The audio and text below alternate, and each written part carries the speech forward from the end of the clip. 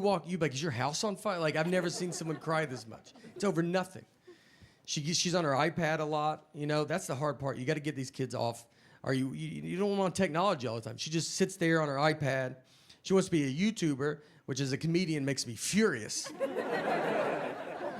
She watches all these kid YouTube videos, and now she makes her own videos. It's just her sitting there going, hey guys, what's going on? Click the links below, subscribe, leave a comment. None of this is anywhere but my phone. I got 90 hours of this, not on YouTube. Me and her mom are the only subscribers.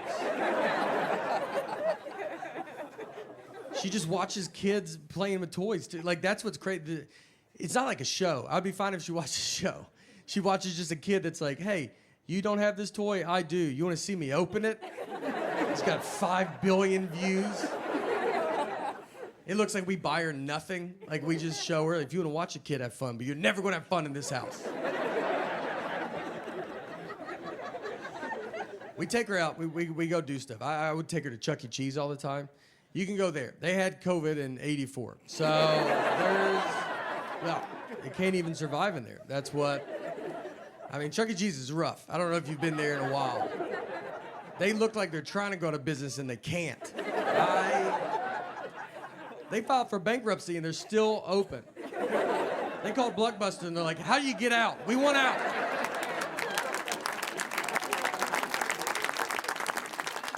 They're updating nothing. That Chucky band is just robotic. I mean, the drummer doesn't even turn on. It just sits like that the whole time. They sell booze to parents now. They just give them buckets of Bud Light. They're drunk in a booth at 9 a.m. And someone drives those kids home. I don't see a bunch of Ubers and Lyfts showing up. There was a Chuck E. Cheese that got caught. If people didn't eat all their pizza, they would just put it back out on the buffet. And that would shut down any normal business. And with Chuck E. Cheese, they have thrived. I mean, when I read the story, I was like, I thought that's what they were doing. I thought we agreed that that's fine. I didn't even know what the article was about. Our daughter still sleeps in our bed, too. And parents don't like that when you say it. They're like, you got to keep them outside. Don't look at them. It's my fault. So we had a kid late in life. We have one kid. And so we're kind of hitting all the sites. And I would be, when I get home, travel a bunch, and I get home, I'd want us to all sleep in the bed together. And I've kind of built up a habit now, and it's happening. So it's tough, though, because kids don't know how to sleep. I mean, she makes king bed feel like a twin. I mean, I'm on the edge. When I sleep alone in a hotel, I have to sleep with my head on the nightstand. It's the only way I know how to go to bed. She gets sideways, upside down. If you woke up upside down tomorrow, you would go to the hospital. She's also apparently going through menopause because she's the hottest human being that's ever lived. I mean, I'm freezing at night. She just kicks all the covers off, and you're like, yeah, no, you go ahead. It's your bed. We're lucky to be in it. She's got to get out at some point, you know? I don't know. She'll be 37 years old. Hey, can I get in the bed with you guys? Her kids are upstairs asleep in their bed. Her husband left a while ago. He ain't gonna put up with that. I remember I would fall out of a bunk bed. I slept in a bunk bed. I was on the top bunk, and I would get over a railing and just fall 6 feet to the ground and just land. I mean, you don't catch yourself. It's just whatever hits first. All your body weight just lands on your head. I got a full-blown concussion. I'm crying. My parents are like, just go back to a deep sleep for 7 hours. I've had 3 concussions in my life, and none of them because of sports. Just living life, man, you know? Stuff happens to your head. What are you gonna do? One was in high school. I got pushed into a wall head first, and it took them 3 class periods to figure out I had a concussion. That's how much I was bringing to the table. I mean, 2 teachers didn't even notice. And the third one was like, he wasn't facing forward. And that's when I realized he's one of the better facer forwards I've ever had. So I knew. My biggest concussion was when I was 12 years old. I fell down a cliff. So I grew up in Old Hickory, Tennessee. And we used to climb down this cliff into Old Hickory Lake. And we'd done it a ton of times. And so one day I slip and fall. So my friend that I'm with, he goes and gets my mom. There was a guy fishing in a boat down in the lake, and so he sees me, and he gets me into the boat. And then he takes me over to some stairs, which he had to be like, why didn't he just use these stairs? I mean, they were right next to that cliff. Like, it didn't even make sense. There was two guys at the bottom of the steps, and he goes, hey, this kid fell. Can you carry him up? So they carry me up, and my mom's in an ambulance in her pajamas. My dad, who I think everybody knows now is a magician, and he's doing a show in a full tuxedo. So when they get to the hospital, the doctor starts talking to my parents. I mean, my mom looks homeless. My dad's in a tuxedo. It looks like they're divorced and someone's not paying child support. So we have never known who was in the boat or the guys that carried me up those stairs. We've never known who it was. And we always wanted to thank them. I mean, those guys truly saved my life. And we could just never find out who it was. So we've never known. So I tell you that to tell you, last year, my dad he's doing a show. He does these magic shows in prisons. So he's doing a show in a prison. And during the show, one of the inmates just stands up and says, I know your son, which is probably not the best place as a father to hear that. Just like, I know your boy. He keeps his mouth shut. He's good people. So my dad, he goes, hey, he's like, all right. He goes, how do you know my son? And he was one of the guys that carried me up those stairs that day. I mean, I promise, I was 12 years old, and we've never known who carried me up those stairs. And it was him and his brother, and then his brother saw me on the Tonight Show and was like, that's that kid that we carried up those stairs that day. So it's pretty crazy. And so since then, I've been actually bringing him out to shows, and I'm going to bring him out tonight. And no, he's not here. He's in prison. But, yeah. Sorry. Yeah. Trust me. Look, he would love to be here, trust me. I mean, yeah, he'd kill to be here, to be honest. But there's one day I'll get him. I did find out why he was in prison, which was crazy. So it was that same day. They just carried a body down those stairs. And you can imagine the frustration to then be handed another body. And you're like, dude, are you serious, right? Like, we just did this, man, you know? All right, that part I made up. But the rest of it's true. Our daughter is in 3rd grade. And for 1st grade, she started taking the bus. And it was the first time she ever took the bus. So if you know as a parent, you walk them to the bus stop. It's very fun. And so we got her on the bus. She went to school. At the end of the school day, someone from the school called my cell phone. They have my wife's cell phone. They have my cell phone. They called my cell phone, and she said, hey, do you know what bus number your daughter's supposed to be on? And I said, I'm her dad. As in, are you crazy? Like, I was like, this is how you thought you would get this information, was to call the dad? You saw a mom and dad's cell phone. You go, I bet the dad knows. I was like, do you have parents? Have you ever seen a family before? You thought, let's call the husband? Unless there's 2 husbands, you should never call a husband a day in your life. I would rather you ask a lady that doesn't know her. I think she could get to the bottom of it quicker than I can. I had to go get her. I go, all right, I'll come get her.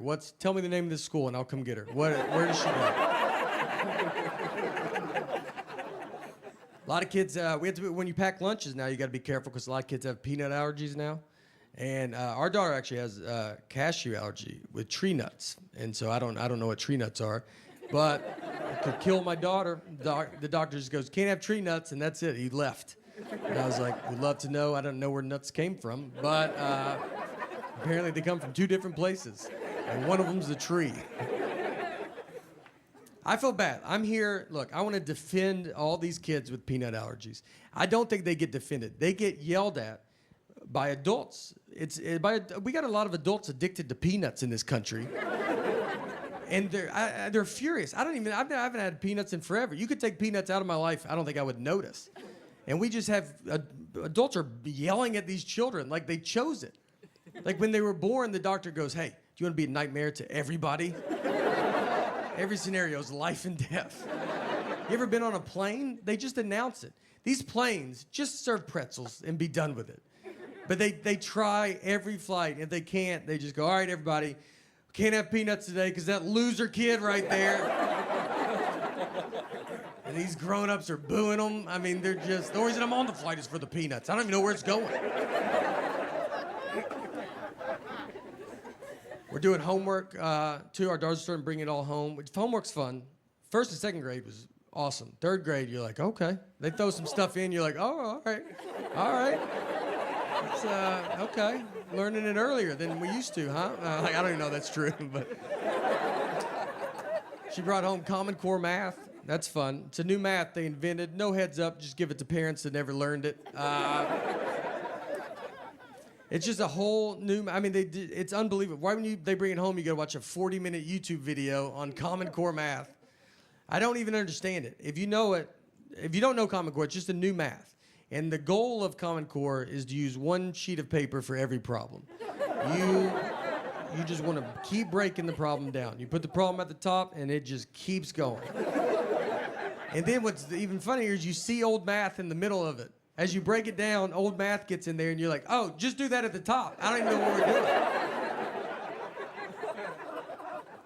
And it's not like old math isn't working. I mean, old math's doing, I don't get incorrect change everywhere just going, this stupid old math. It's a long way to get at the same answer. I told my wife, I go, it feels like if you knocked on my front door and I opened it, and you said, can I come in? And I was like, do you mind walking in and coming in through the back door? And you'd be like, does the front door not work? I'm like, no, it works. I use it. A lot of people still use it. But the new way is to go jump the fence and come in the back and meet me at this same spot. Well, even though I make fun of Common Core, I have learned stuff from elementary homework, which is embarrassing. I'm 41. My daughter's 8. Nothing should ever come out of her mouth that I'm like, what? What was that? I learned when to use a or an in a sentence. I mean, I didn't know that there was a rule in play. I thought you felt it out, you know? You just go, that feels right, and that's what you do. I do the same thing with a comma. I never known where a comma's supposed to go. If I feel a comma's coming, I try to get out of that sentence so bad. I mean, and if I can, I just put a comma and see if someone says something, you know? If they're like, is that a comma? I'm like, isn't my comma button has been sticking on my phone. I remember nothing from school. People talk about history to me, and I'm like, I don't know when you guys learned that. I think we skipped all of this. I almost didn't graduate high school. I had an F in science. I was taking a class called science my senior year in high school. I mean, I had an F, and my dad went and talked to the teacher and just said, look, just give him a D. He's not going to do science stuff. And the teacher agreed to it. She was that confident I wouldn't touch the science world.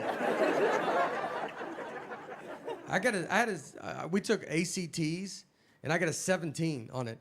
And if you don't know ACTs, I mean, 18 is, they're like, that's not good, man, but you made it. 17, they're like, are you enrolled in this school? Like, what are you doing? The only thing I remember is in 7th grade, we had a kid fist fight our PE teacher. That stuck with me. I mean, he was too old to be in 7th grade. He drove to 7th grade. If you're a 7th grade teacher and one of the kids drives, you just know you got to fight that kid one day. Like, I mean, it's just happening. Like, people always talk to me very easy too, or dumb. Like if I talk to a stranger, I can always feel it. And I think it's my eyes. I have big eyes, you know? And so I just get a lot of like, you still with me, man? And I'm just sitting there like, yeah, I mean, I'm listening. And he goes, all right, I don't feel like you could have been anywhere, you know? I got a reversible jacket at home, and I have 2 of them because I didn't know it was reversible. Bought them at the same time. Tried them both on separately. Like the black one, thought might as well get the blue one too. Went and laid them up there, and I remember they go, are you sure? I go, yeah, I think I know what I'm doing here, right?